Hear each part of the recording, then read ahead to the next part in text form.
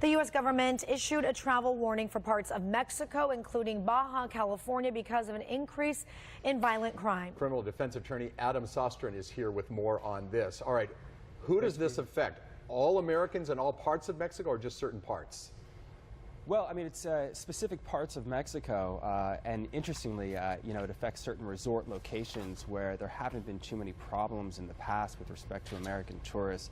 It also clearly affects government employees, American government employees. Okay, I just got back from Mexico a few weeks ago, Adam, and the ride to the airport and back from the airport is one that I had a concern about. And then my other question is, these resorts, some of these are very nice resorts. You go in, they check you off, the gates close, and once you're in there, I asked this question for people who already have trips planned right now and they're going to these areas. Should they cancel their trip?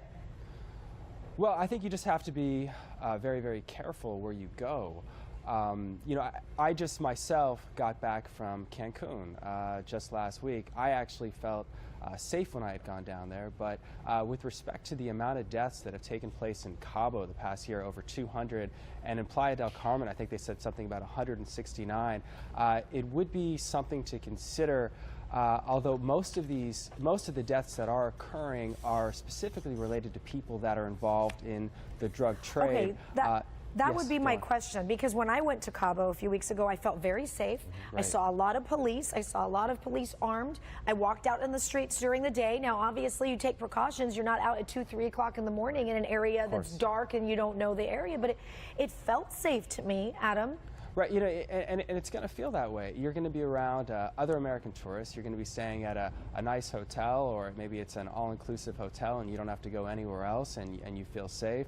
Although there has been this spike in violence, and the government's taking it very seriously. The reason is, first of all, there's been an increase with respect to heroin overdoses, heroin deaths in the United States. There has been an increase in crimes. There's a lot of poppy fields in Mexico, but there's been a lot of turf battles with respect to Mexican drug cartels, because there's been with Calderon, he sort of took out the bigger cartels, and there's been sort of a balkanization effect. So there's all these smaller splinter groups that are growing, and in fact, tourism has been so good in Mexico that with respect to new development that's going on, for instance, in Los Cabos, there's migrants, there's people from Mexico, from all over Mexico, that are going to these resorts to work there, and in a sense that the better things are getting in Mexico, the worse they're getting, because they're bringing drug violence to these areas that were once considered pretty safe. There was an advisory issued in December of last year, about 9 months ago. This takes it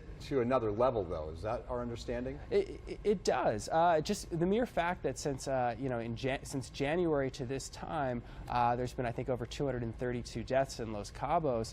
It does take it to a new level, but I think it's something that it behooves the government to do.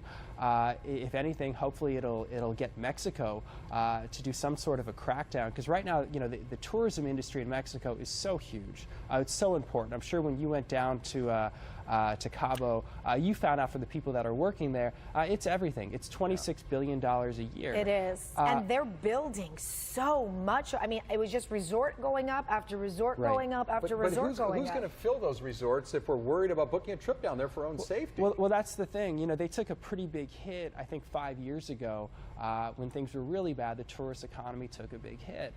So they're going to have to change things around. Unfortunately, the new president, well, the president currently in Mexico is sort of a lame duck president. There's going to be a new person who takes office in 2018. So I don't know what's going to happen with respect to sort of quelling some of the drug violence that's going on there. It's something we may have to wait for a few months for a new administration.